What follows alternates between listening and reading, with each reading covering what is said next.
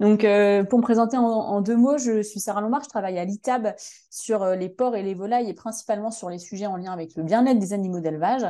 Et donc là, je vais commencer ce webinaire avec la première partie sur pourquoi s'intéresser à l'élevage de porcs mâles non castrés en bio et quels sont les principaux facteurs de risque liés à l'élevage de porcs mâles non castrés.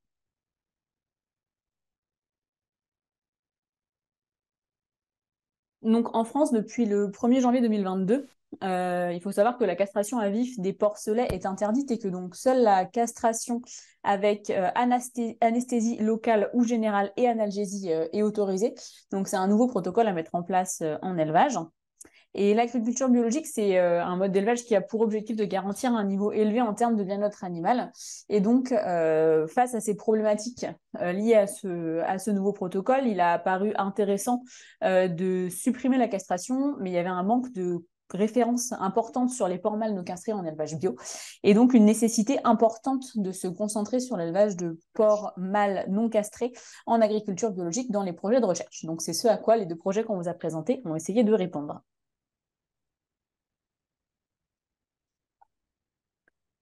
Donc, pour synthétiser rapidement les principaux avantages et inconvénients de l'élevage de porcs mâles non castrés, c'est une petite synthèse très rapide issue de projets réalisés en élevage conventionnel.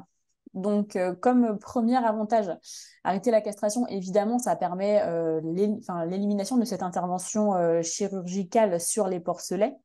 Ça permet également une meilleure conversion alimentaire des animaux et de moindres rejets azotés. Par contre, il y a des risques de comportements délétères, donc à savoir des montes et des agressions au sein des lots de porcs mâles non castrés, et donc une nécessité d'adapter la conduite d'élevage et également d'avoir une vigilance particulière de la part des éleveurs. Un autre avantage, c'est d'obtenir des carcasses plus maigres avec un meilleur TMP, ce qui peut être un avantage en fait en bio.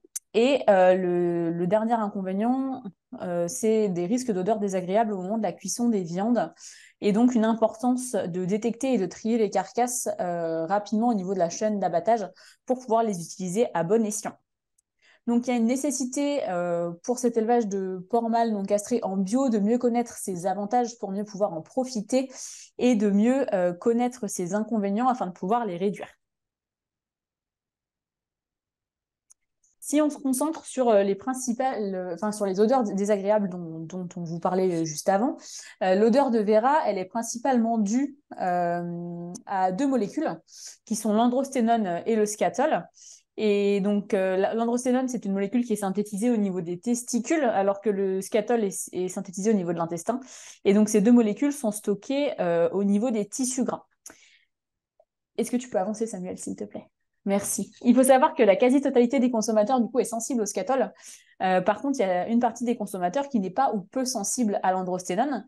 Donc, il y a une difficulté pour les produits issus de carcasses odorantes qui ont plus ou moins de risques d'être rejetés par les consommateurs en fonction du type de produit proposé, du type de cuisson proposé, mais également de la sensibilité des consommateurs.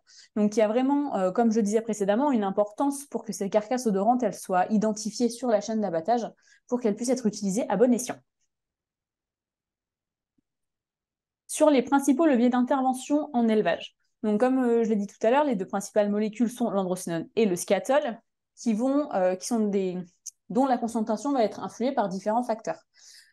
Pour le scatol, il y a un impact important de l'environnement sur la teneur en cette molécule dans les tissus gras, notamment de la propreté de la litière et du renouvellement de l'air. Il y a également un impact de l'alimentation. Une alimentation plus riche en fibres peut réduire du coup ces concentrations en scatol, et de l'état de santé des animaux, à savoir notamment les diarrhées qui sont propices du coup à l'augmentation des concentrations en scatol. Il y a également un effet de la génétique des animaux, mais qui est moindre.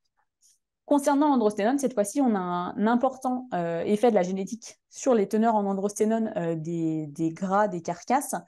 Il y a également un effet de l'âge et du poids à l'abattage, du statut hiérarchique des animaux et de leur environnement. Donc là, plus en lien avec la lumière dans les bâtiments.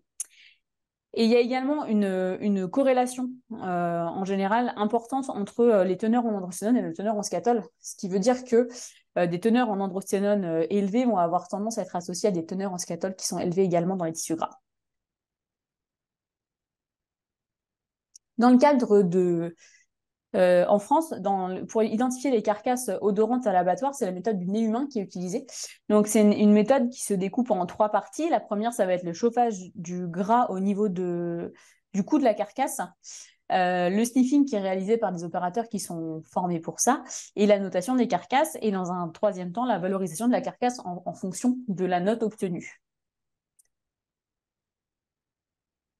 Dans le cadre du projet Farinelli, la méthode utilisée actuellement en abattoir, qui est la méthode sans malo, n'avait encore pas été complètement développée. Donc, on a utilisé une méthode dans laquelle on a utilisé seulement 3 notes, comme vous pouvez le voir sur la slide.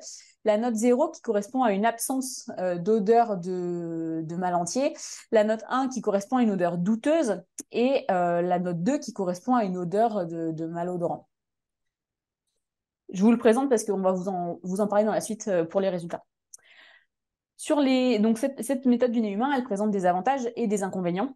En avantage, elle est facile à mettre en œuvre en abattoir et elle est rapide, ce qui permet d'avoir des résultats immédiatement. Elle permet une bonne détection des carcasses qui sont très odorantes. Elle est également peu coûteuse puisqu'elle consiste à mettre en place une formation pour les opérateurs, mais il n'y a pas d'équipement particulièrement important à acheter pour la mettre en place.